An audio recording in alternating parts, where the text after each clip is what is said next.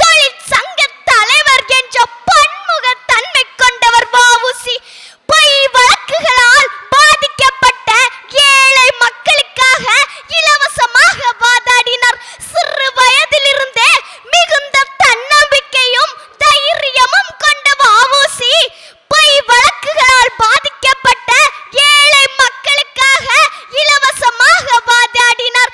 இதனால் காவல்துறையையே பல முறை பகைத்துக் கொண்டார். இதனால் தான் என்னமோ எதிர்காலத்தில் வெள்ளையனை எதிர்க்கும் போது கூட அவருக்கு துளி அளவும் பயமில்லாது போனது.